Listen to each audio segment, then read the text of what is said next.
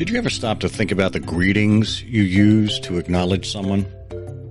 When we meet someone new, we often ask, "What do you do?" The interest in what they do rather than who they are says something about us. As does asking a friend or colleague, "How are you?" without really pausing to listen to the answer or really even caring about it. Well, a greeting is just a short piece of conversation. It's a barometer, a proxy of sorts, that gauges the depth of the concern that we show for others. And in turn, that concern determines the relationships we form and how those relationships affect business performance. Our well-being is linked to the bottom line.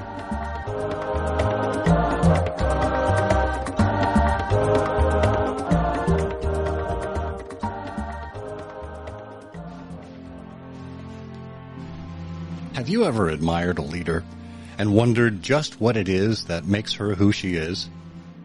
How he came to embrace the things that advanced him?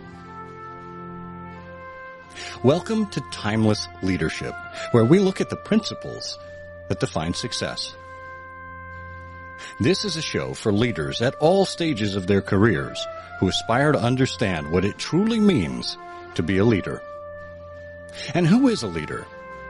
Dolly Parton said, "If your actions inspire others to dream more, learn more, do more, and become more, you are a leader."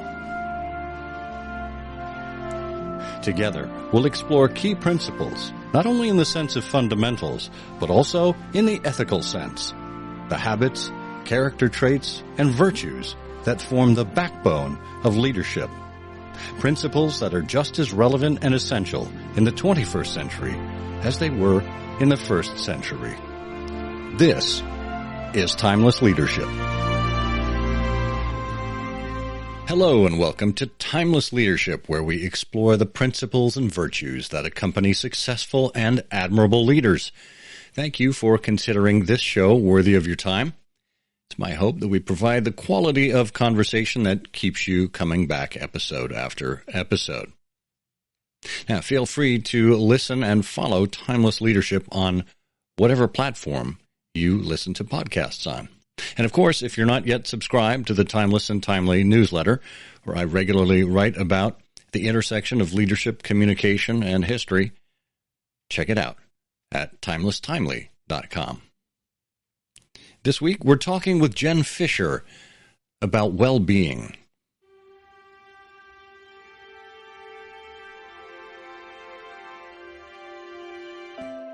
Jen Fisher is a leading voice on workplace well-being and creating human-centered organizational cultures.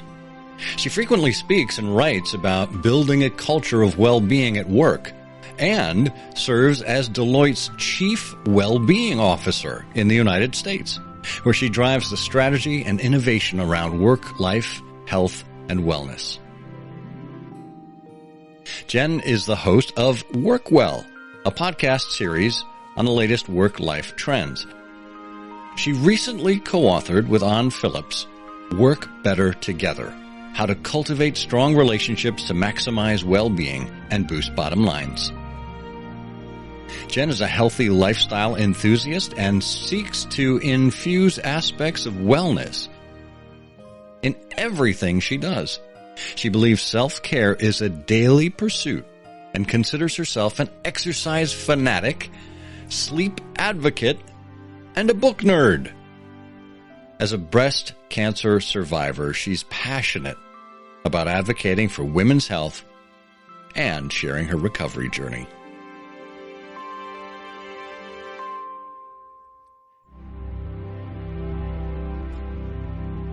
Well, Jen, Sawabana.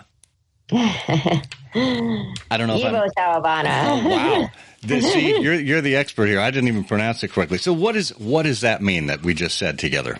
Yeah, so it's actually from Dr. Susan David, who wrote the book Emotional Agility, and she's kind of one of my personal well-being heroes or gurus, if you will. And we quote her a lot in our book, Work Better Together. But Sawabana is a Zulu greeting. She's South African, and the literal translation means I see you. And then Yibo Sawabana means I see you seeing me. And so it's really about seeing each other and, in our full humanity as who we are as human beings, and showing up for one another, and really being there for one another. And that's a huge theme throughout the book, Work Better Together. And so it just fits so nicely into, I think, what we were trying to communicate about the workplace, and also really about our own personal well-being. Because I think when we think of wellness and well-being, our relationships in our life,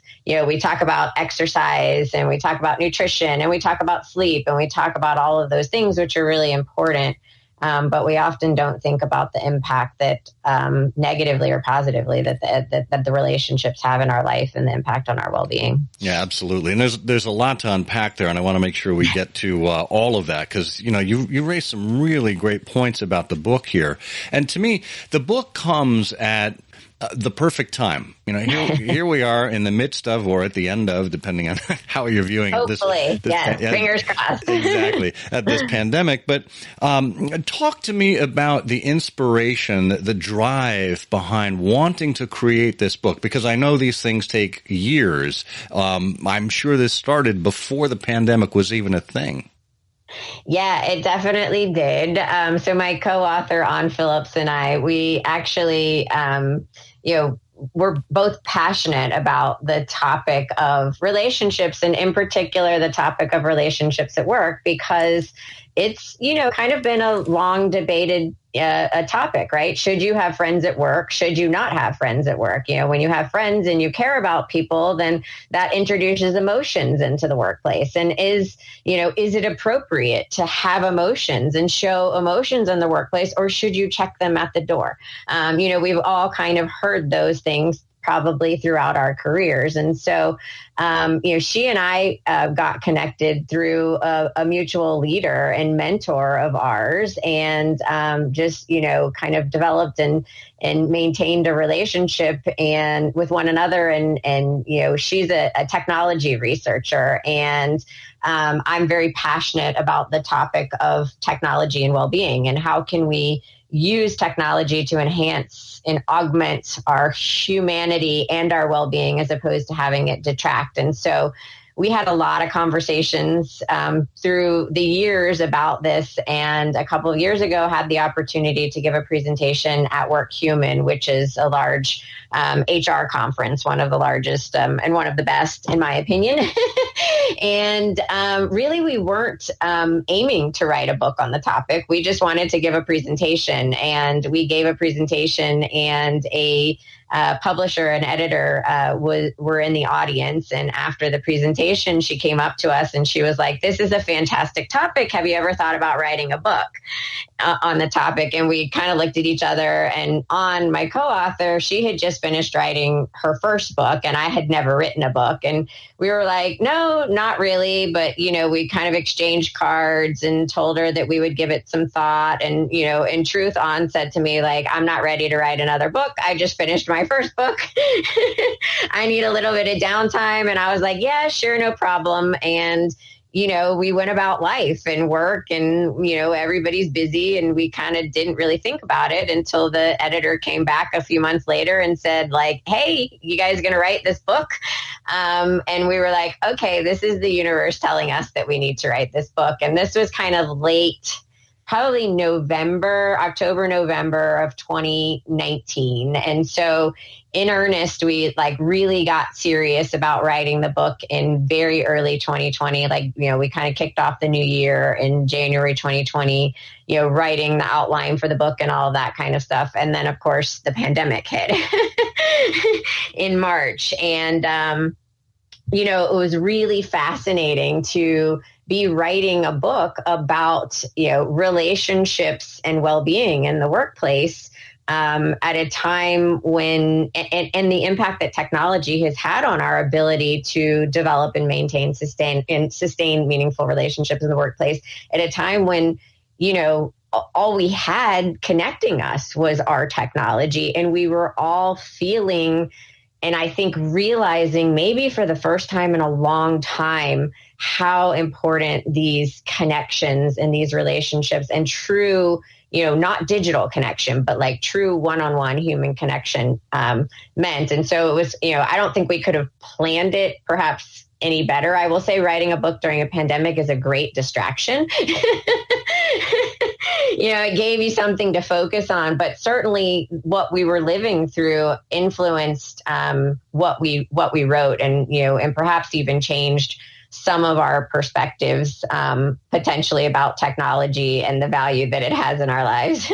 Yeah, no doubt. No doubt. I mean, when you consider the whole process of writing a book, I know a lot of people, they seem to just crank out a book like it's second nature. And there are other people that labor over it, like bringing a child into the world, which is no easy feat. Ironic, though, that a book about well-being could actually help your well-being during a time when you needed it most. Yeah, absolutely. And I mean, and it was because we wrote the book without really physically ever being together. I mean, the entire writing process was virtual. But, it did bring, a lot of meaning and purpose at a time when a lot felt out of control. And, some of those, people have asked me, like, what was the best, what's the best and worst part of writing a book? And I think, An would agree, the best part was, some of those Sunday afternoons where we were just, on video together for several hours at a time, and we just got slap happy, and one of us said something, and it came out wrong, or who knows, and we just spent the next 15, 20 minutes like cracking up laughing, and realizing kind of how much you needed that in your life, really all the time, but certainly at a time when everything, when the world kind of felt completely out of control and like it was falling apart. Yeah, absolutely. And, you talk about the importance of technology during the pandemic, certainly. And these are all technologies that have crept into our lives regardless of the pandemic, things that we were doing already. And of course, businesses had dragged their feet for a long time, not allowing employees to work remotely because they wanted them on site. They wanted to see them there. They wanted to get this collaboration that we talk about that sometimes happens, sometimes doesn't, simply because people were seated near each other. And it seems to me that, now when home is work and work is home and the lines have completely blurred, that there is more of a danger now of technology overtaking our lives and of us not having that balance that, people always talk about. So we're, in some ways we're more wired, but we're less connected than ever before. So can you talk about that kind of oxymoron that we're in the midst of, that technology is really at the center of? Yeah, and we do talk about that in the book because, we do have the ability through technology to be connected more than ever before, but the rate of loneliness is higher than it's ever been. And so on the one hand, it is a fantastic use of technology to be able to, keep up with friends and family members that live across the world or in a different state, or, there are really positive uses for technology, and neither An and I we're not technology haters. Obviously, she's a technology researcher, but what we advocate for is how do we? I say that right now our technology is using us. We're not using our technology, and so how can we flip that paradigm and start to use technology in a way that actually augments our humanity as opposed to detracting from it? And so, I think what we have learned, I think we knew, but I think what most people have experienced through the pandemic is that, yes, it is great sometimes to be on video with people, but video doesn't replace being in person. And so I hope that, the recognition of that. So now when we're all out at restaurants, we don't look around and see groups of people at a restaurant together, but on their electronic devices, but rather the electronic devices are, in your pocket or in your bag where it should be when you are with other human beings. And that's the reason for loneliness, right? Is because we have been led to believe that, digital connection can take the place of true human connection. And it absolutely cannot. There's a place for it in our lives. Absolutely. And there's a benefit to it for sure, but it can never truly take the place of true human connection. And that's why we're seeing so much loneliness, because people actually believe that all digital connection is true human connection, and it's not. Yeah, and what's really interesting about this, Jen, is that yes, we've replaced a lot of in-person meetings with Zoom calls or other video calls, but at the same time, people are getting burnt out from video, and I've seen this suggested by a lot of people saying, turn off your video. Just make it an audio call. And, we're kind of like two steps back to, to the old analog telephone, going back to Alexander Graham Bell. And yet, and I just had this experience the other day. I got a text from a friend, a very good friend, and we have major gaps in our communication because we're in different areas of the country. We have different priorities, whatever. But every time we do connect, we pick up exactly where we left off. Yeah. It's one of those friendships, right? And we were texting back and forth, and I said, you know what? Why don't we just have a phone call, a good old-fashioned phone call? And we spent 2 hours on the phone together, just voice to voice. And to me, that did more than a FaceTime would. It did more than a series of texts or Slack messages would. So can you talk about some of the ways that people can use technology to their benefit rather than being a slave to it? Yeah, I mean, you're picking up on so much there. So first of all, I think what we've learned throughout the pandemic is that, relationships that existed pre-pandemic in the workplace, but also in our personal lives, it is a lot easier to sustain those relationships in an all digital or kind of all virtual world, regardless of kind of what technology you're using, whether it's a phone call, video call, et cetera. But, if there's a foundation for that, a pre-existing kind of foundation for that relationship, it's much easier to sustain that if you don't see each other in person, because you still have, the muscle memory of being with that person. What we've learned in the workplace is that, people that have joined during the pandemic, it has been much, much harder for them to develop those relationships in an all virtual environment. And so, I think, there's a lot of talk, in the public arena of, everybody, we're all going to stay virtual. We're all going to go back to the office. There's going to be somewhere in between that's hybrid. I do think that, the future of work for many of us that have lived in this all virtual world is hybrid, because I think that there's always a need for true human connection. And I don't think that we can ever truly remove that for the reasons that I just stated, right? I mean, there's just, when you're looking eye to eye with someone, it's just very different and it can't be replicated in video because your brain, there's tons of research on this, but there's a delay, right? And so your brain processes it very differently, even though you think you're looking in someone's eye.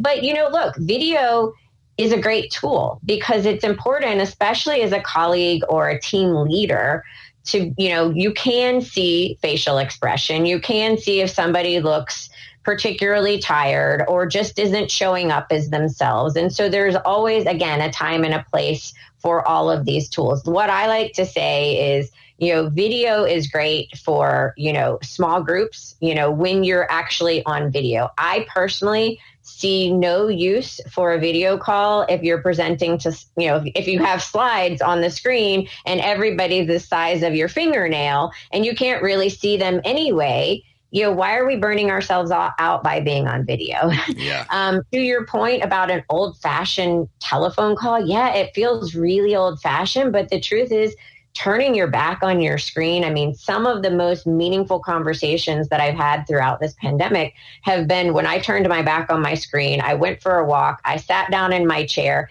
and I just talked to somebody on the phone. Because even if you're not on video and you're still in front of your computer, chances are you're distracted. Multitasking, right? Yeah, and you're still looking at a screen. And we're looking at screens more than ever in our lives, especially if you work on a screen all day. Then you're dealing with screens in your personal life to connect with your family and friends. And then, TVs still count as screens, people.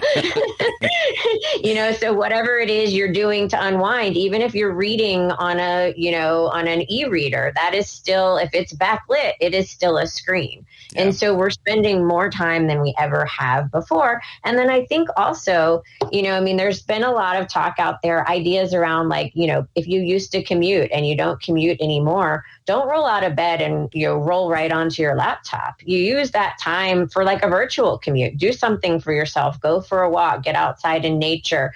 Sit with a warm cup of coffee or tea. Read. Do something for yourself that you would have done during that commute that potentially is a lot less stressful than driving in traffic. That's true. That is true. But we're not giving ourselves permission for things that used to break up our day, right? Even if we, we would drive into the office and then, the ritual of walking into the office kind of signals to your brain, okay, the workday has started. The ritual of walking out of the office and getting back in your car and driving home, even though some people might have checked their emails later on in that evening, it's still giving you these breaks in the day that we haven't, when we're working this all virtual world, for whatever reason, we have decided that we're not worthy and we don't give ourselves that permission. Yeah, that's a great point. Breaking up our day. And I'm a huge fan of walking. The old Latin phrase, what is it? Salvator ambulando, which means it is solved by walking. Yes. Simply going out for a walk and not having your phone in front of you, maybe not even listening to that podcast like this one as a companion, but just taking the time to observe the world around you and to decompress like that. It can do you a huge favor in the process. Same thing with books. I know this is an audio podcast, but you see me on the screen if you haven't turned your back. I have a lot of books here. I hugely believe in the power of reading. My newsletter is called Timeless and Timely because it's a combination of the modern and the historic, and how we actually combine those things, I think, is the challenge for our ages. So this notion of hybrid work is really, really intriguing. And I think I agree with you. This is where we're going. Here's the challenge for Gen Zs, for this new wave of people coming to the workforce, either from high school or from college at this particular time. I can't even imagine how difficult it must be for them to understand a company's culture, to fit in with a team, to really feel like they are part of something versus, just kind of diddling around on a keyboard and throwing some reports over the transom. Can you talk about how leaders ought to think about onboarding people, especially people that are new to an organization or younger people, and helping them to adapt to this new kind of lifestyle and to their company's culture? Yeah, absolutely. It's such a good question. And, one that I will admit, I don't have all the answers to. I don't think anybody has all the answers to it. I think we're still figuring it out. And I think, for leaders, the most important thing you can do is ask your workforce,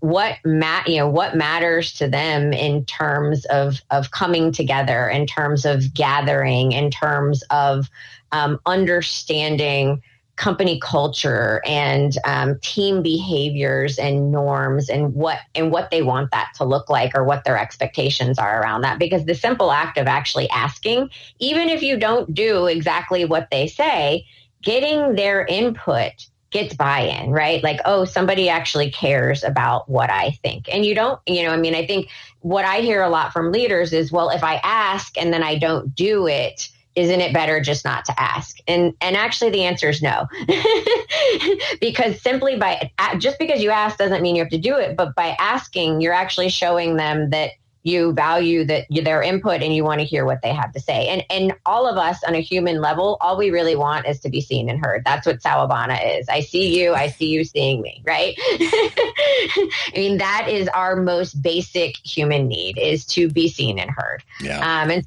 so that's the first thing. But I would say also, it's really important, and I said it before, and at Deloitte, we talk about this as we come together at the moments that matter. And that's kind of what hybrid means to us. And that looks different for every team across our organization. And so there is not a hard and fast rule that says when you are doing X activity, you have to be in person, or when you're doing Y activity, it should only be virtual. It really is dependent upon the team and, how dispersed the team is, what the type of work the team is doing. Is it very individual work and you only come together at certain points and certain milestones, or is it always very collaborative work?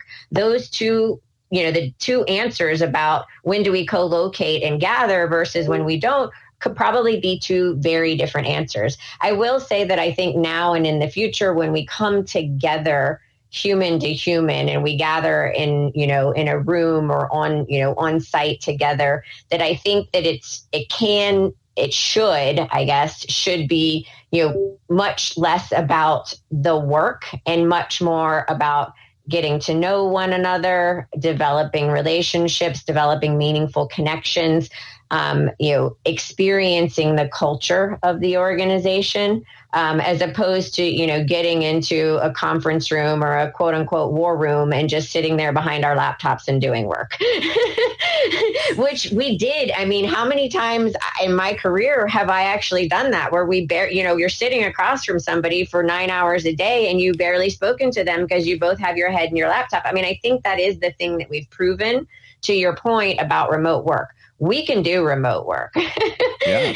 So when we come together and we make those decisions to come together, we need to make it really meaningful for people so that that's how they experience the culture. I also think for younger or newer employees, because it doesn't necessarily have to be younger employees, it could just be somebody that's new, giving them a buddy, right? Having someone, making sure that there's someone that is kind of responsible for helping onboard them and acclimate them to the culture.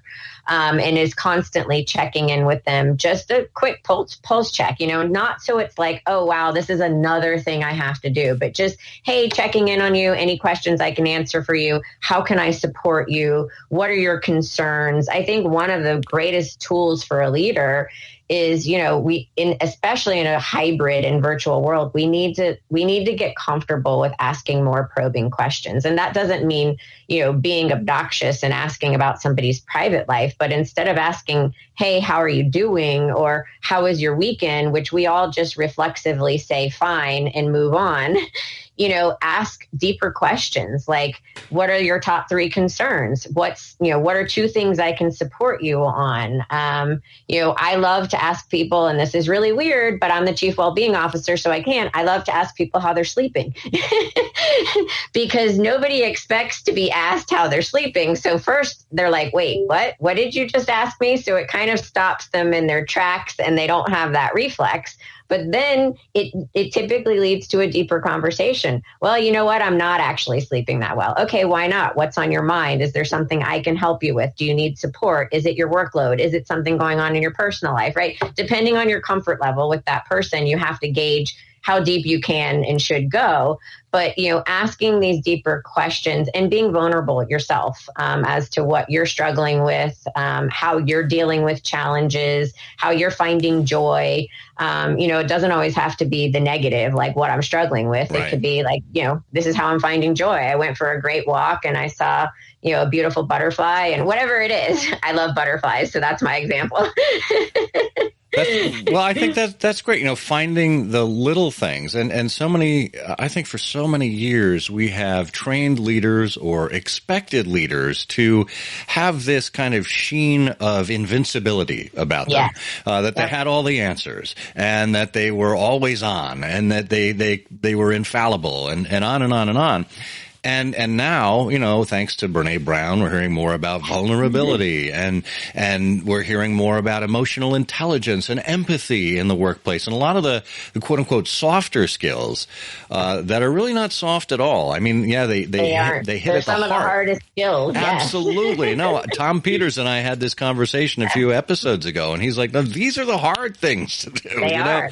They're the things that we aren't conditioned to do naturally. Yeah. So two questions. One, I'm really interested in this title of Chief Wellbeing Officer, okay, and how that came about. And two, how can any leader take on some of those attributes of being a Chief Wellbeing Officer?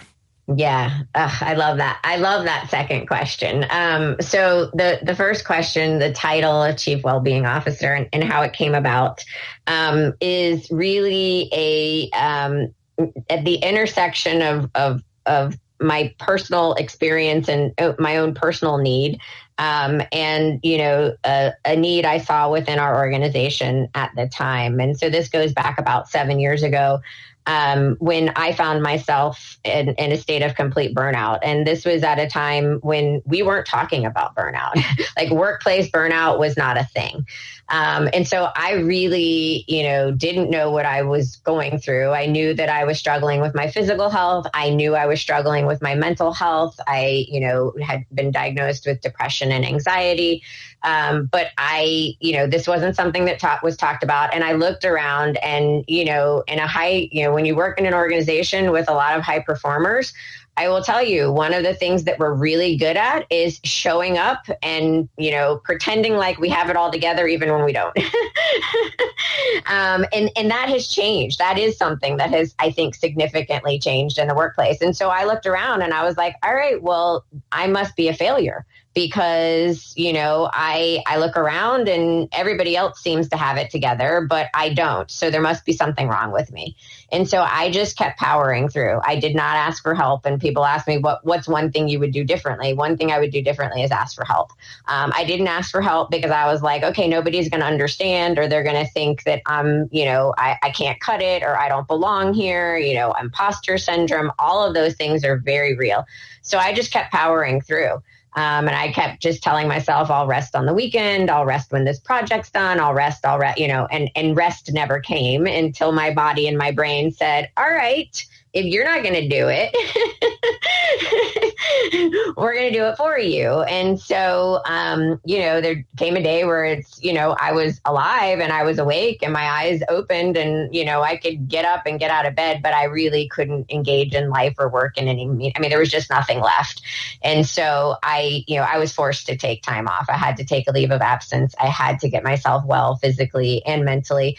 And in doing that, and really rethinking kind of the role that I wanted work to play in my overall life versus the role that I wanted life to play in my work, which is two very different things, I became very passionate about it. And it was really something that I wanted to focus on, or felt like I wanted to focus on as for my career. And that role didn't exist at Deloitte at the time. And so I went back to my leader and I thanked her for allowing me to take the time off, to get well and to get better. And I told her that I was going to resign from the organization because this is what I wanted to focus on. And it was actually her vision, probably more so than mine at the time, because she said, you're not resigning. You're not going anywhere. If you need this, then there are a whole lot of other people that need it too. So, Go back to where you came from, do your research, put together a business case. And that's what I did. I put together, I did all that. It took a few months to do it. And I, called up a bunch of our leaders at the time, our head of talent, our CEO, and I said, hey, I have an idea. Give me 20 minutes of your time. And I want to walk you through it. And I basically said, give me a chance to do this. And if it doesn't work, then I'll leave. And that was about 7 years ago, and I'm still here. So I think it's working pretty well.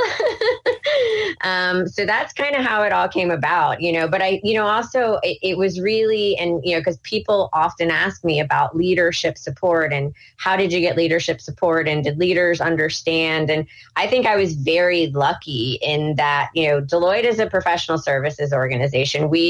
The success of our business is solely dependent on our people and the brain power of our people and our people's ability to show up for our clients and deliver, high quality work and solutions that are innovative and creative. And if we don't have a workforce that's taking care of itself, we're sub-optimizing like everything that we stand for as an organization. And so, having that as kind of the foundation of the business case, it wasn't difficult for our leaders to wrap their minds around it. And also it's the right thing to do. I mean, if you employ human beings, you have to care about them.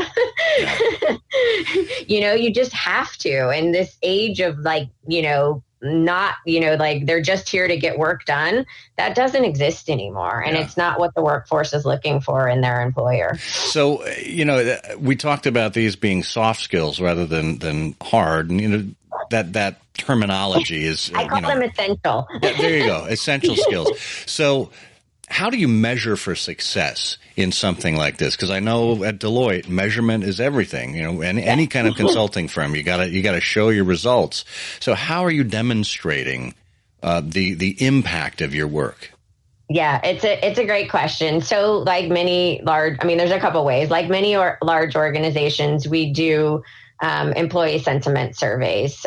We have one large annual survey that we do, and then we have a series of smaller sentiment analysis surveys where we're regularly asking our people how we're doing in these areas, and what their experience is like. And so we've created a culture at Deloitte where our workforce is not shy or bashful about giving us feedback about what they want, what they need, what they expect. And that's a really good thing, right? Because you're never, you may not be able to satisfy every single person or every single need. But you are able to really identify and have your workforce involved in the decisions that you're making about, the benefits that you provide to them, the tools, the resources, and also involve them. One of the things about culture, and I think my role in particular, I describe it as a culture role because it's about changing mindset. It's about changing behaviors. It's about changing kind of really long-standing norms that exist across all workplaces about, how we get work done and who we should be when we show up at work versus who we should be when we're at home, right? Like those things don't exist anymore. I'm not two people, I'm one person, and so there's not like a work gen and a home gen. Like that's way too much to keep up with. Right. And so it is, so everybody is responsible for the culture that you want to create in a workplace. And so I think that we've done a particularly good job of, making sure that everybody knows that they own a piece of the culture, and the responsibility is on them to get involved, but also to, tell us how we're doing. But also it's not just about complaining, but doing what you can do to fix the problem. It's a very entrepreneurial culture. And I think my role is a perfect example of that. If you see an issue that's impacting our talent or our people or our talent experience, and you have an idea of how to make it better or to change it, you're not going to be told no. You're going to be told, okay, go try it and see, go see how it works, right? And so we have a big network, especially from a well-being perspective. So many people are passionate about it. We have a huge network of several thousand of our workforce that we call our well-being wizards. And the role of the well-being wizard is to really bring well-being alive and, on the teams that they work in every single day. Because I can sit at the top of the organization and create programs and tools and resources, but if you're not feeling it in your day-to-day work life with us, then it almost doesn't matter what I'm doing. And I think that that's a missing, a lot of organizations unfortunately miss out on that. They spend a lot of money on tools and resources with all the right intentions, but they're not addressing some of the cultural issues that exist that are keeping people from taking advantage of these things. Boy, I can't tell you how much I agree with that, Jen. When I was an executive at Ford and we were doing a digital transformation project, everybody was focused on the tools and the systems. Yeah. And I'm like, okay, when you think about digital transformation, it's triangle. It's people, processes, and tools, or people, processes, and systems. But it should be in that order, right? People, processes, tools. Yeah. But we have it completely reversed, where everyone's focused on, what system are we going to choose? What tools are we going to put in place?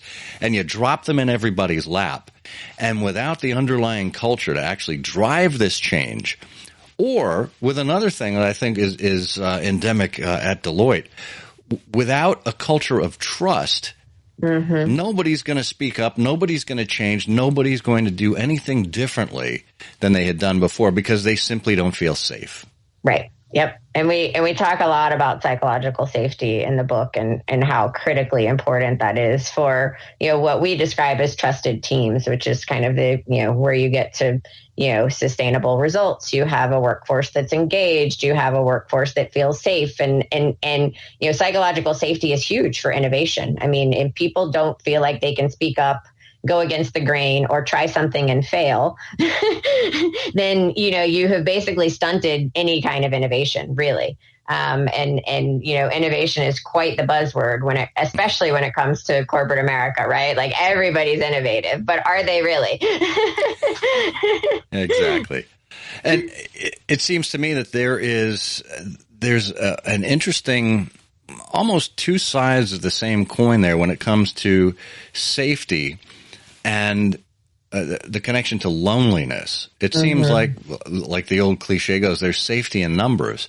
And if you see that there are people who are supporting you, or there are other individuals who have spoken up and their heads haven't been chopped off, or they haven't been fired, that leads you to say, maybe there's something to this after all. And this notion of loneliness as well as I guess just kind of feeling disconnected, probably plays a great role in that kind of feeling, that kind of culture. I mean, absolutely. I mean, I think one of the most powerful tools that a leader has at their disposal, which actually doesn't cost any money and takes very little time, is role modeling the behavior, right? I mean, and this goes as like when I say leaders, right? Of course, there are organizational leaders, there are team leaders, but I think that all of us are leaders, right? We all have a leadership role, whether it's on our teams, whether it's on our families, whether it's in our communities. We are all leaders in our own way. And I think, one of the strongest, one of the best tools to create culture, I mean, as a leader, you do have to role model that behavior, because one of the worst things that you can do is, talk the talk, but not walk the talk, right? Like, say, I'm guilty of this. The story in my own life, several years ago was, hey, to my team, when you guys go on vacation, I don't expect you to check email. But when I go on vacation, I'm going to check email and I had my whole list of excuses, not because I didn't trust them, but because I didn't want to come back to an inbox full of emails. That was more stressful to me. I rather know I had my whole list of all the reasons why I thought that it was important for me to check email on vacation. Well, talk about psychological safety. When I was getting ready for vacation a few years ago, my team said to me, Jen, you tell us not to check email on vacation. So listen, this is what we're going to do. We're not sending you a single email. We're going to keep a spreadsheet of like all of the things that come up that we need you to weigh in on, or that we weren't able to solve while you were out.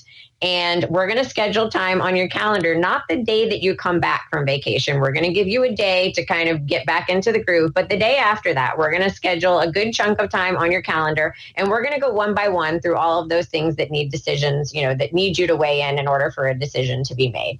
So, they came up with a solution to say like, okay, you tell us this, but you don't actually practice it. And so we therefore feel like, okay, we got to come up with a different solution so Jen doesn't check, email while she's on vacation. They were caring for my well-being, but they were also indirectly saying to me, like, you're not walking the talk. And so we're actually going to force you to walk the talk.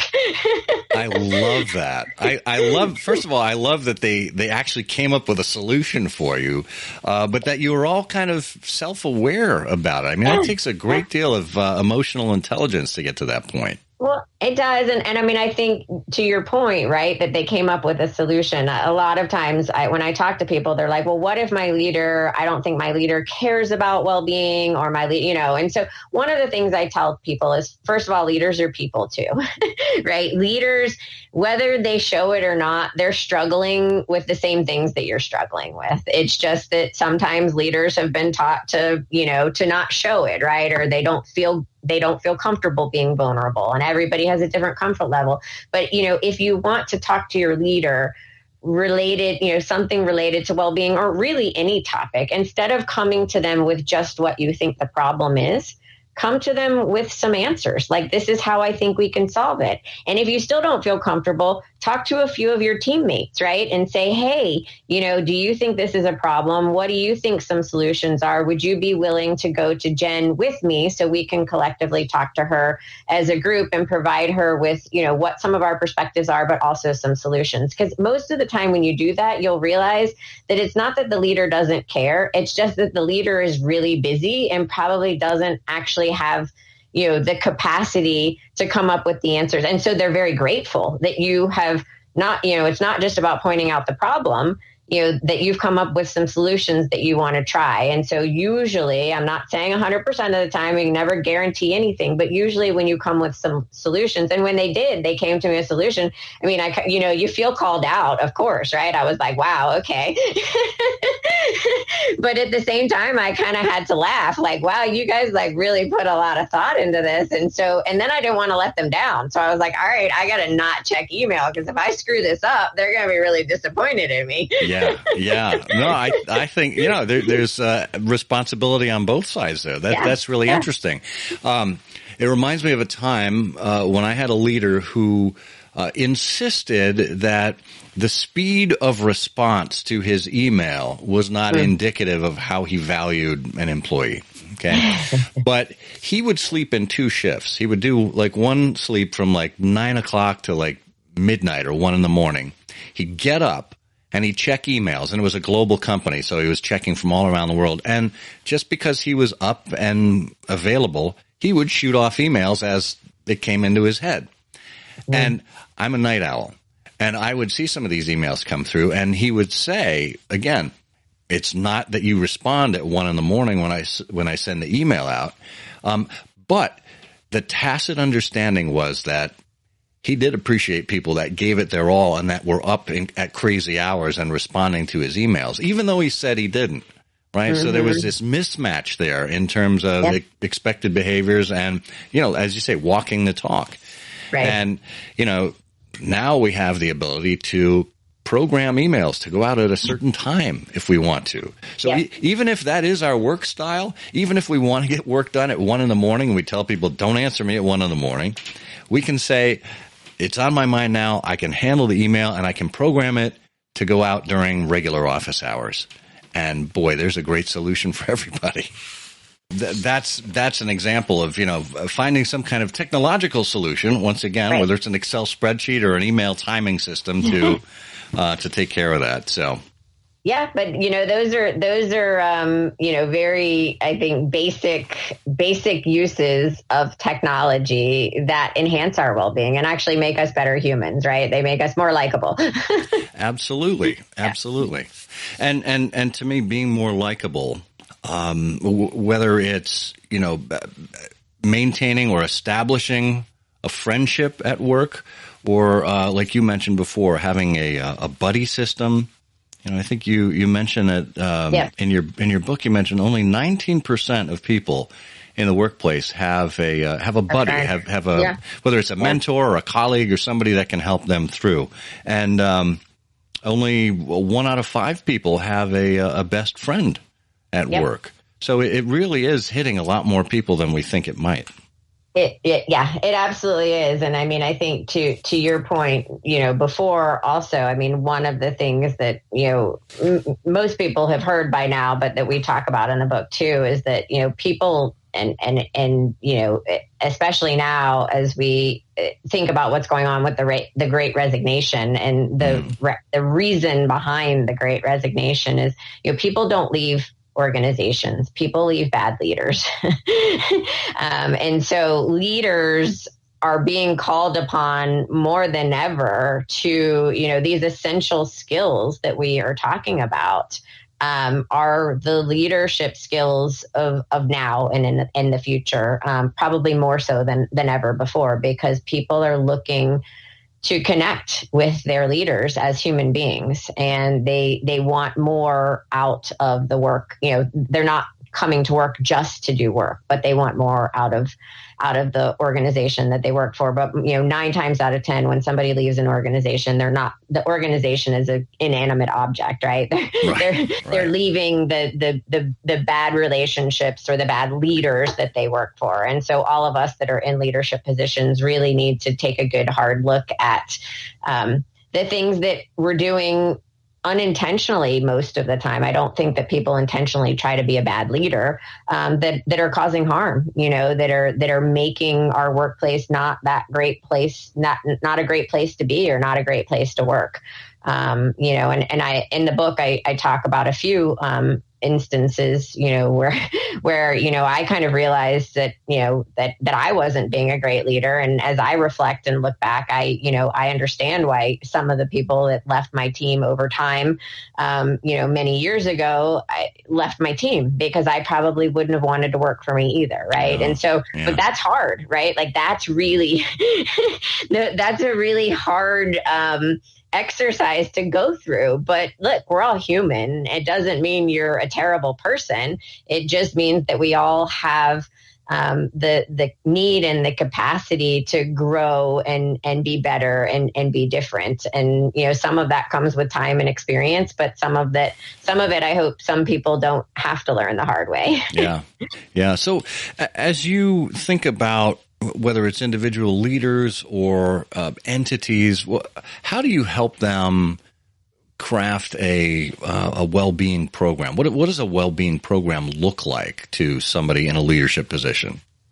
Yeah, and you had kind of asked this before, kind of, how can every leader, take on some of the qualities or kind of create capacity to be kind of a chief well-being officer. And I think that that's exactly what is needed. It's fantastic to have somebody in a role like mine that is, solely responsible for creating programs, tools, and resources, and helping to, change the culture and create that mindset and behavior change. And I think that it's absolutely needed, but I can't do it alone.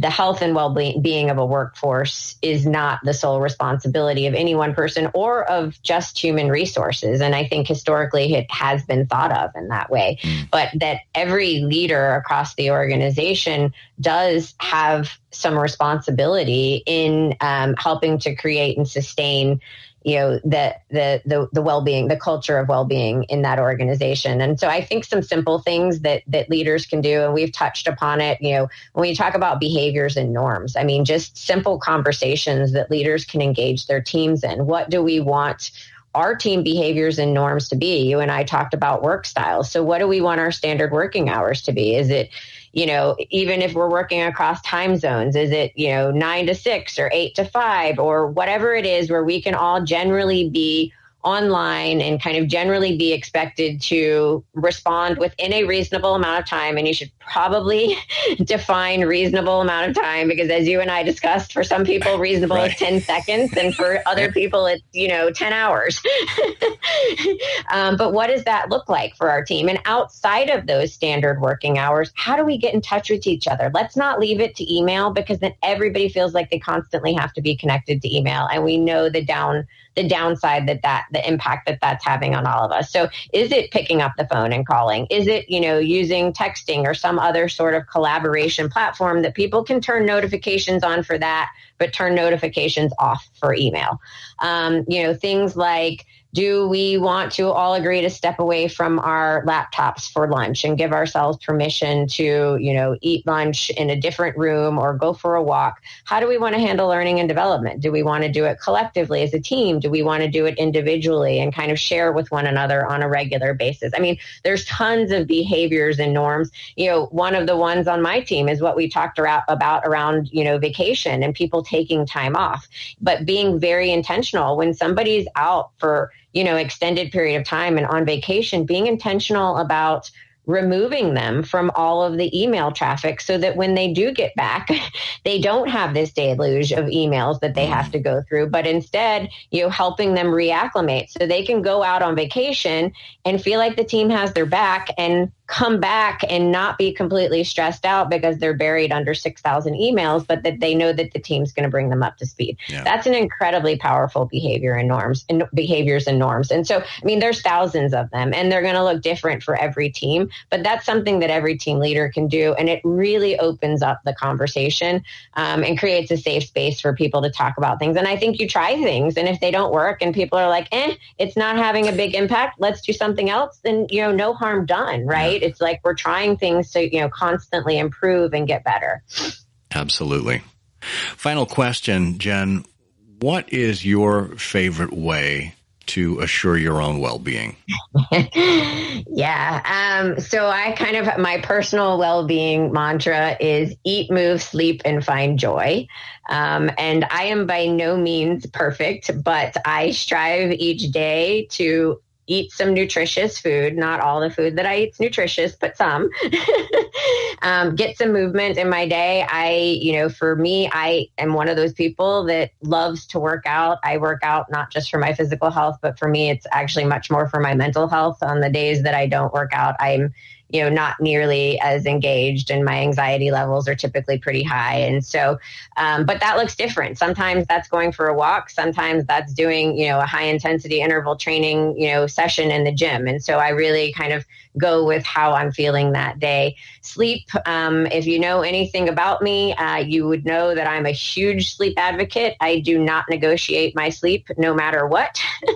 If I'm, out with friends, or out with my team, they know actually my team will send me to bed if it gets, much past 8:30. They'll be like, Jen, it's past your bedtime, because they know what it's like to work with Jen, who hasn't been well rested. So I don't negotiate my sleep. And then I think finding joy, probably the most important one, right? Because especially in the world we live in today, it's so easy to get sucked into, the negative 24/7 news cycle. But if you step back and you pay attention, there's a lot of really great things that are still happening in the world. And so taking time to appreciate those, and, whether it's playing with my dog and something silly that she did to, something heartwarming that, a story that I read, or, something like that. I love to read. Reading is a huge outlet for me and my well-being. So making sure that you're taking time each day, even if it's 5 minutes, to bring a little joy into your life.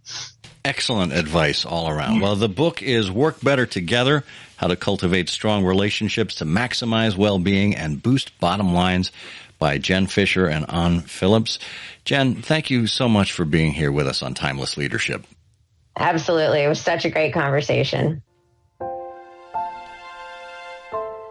Seeing others is an essential part of ensuring their well-being. Together with recognizing the need in ourselves, we have an opportunity to make the connections and deepen the relationships that matter most. Thank you for joining us and for being an advocate for timeless and principled leadership. whenever and wherever you find it. I'm Scott Monty. Until next time, may you dream more, learn more, do more, and become more. For you are a leader.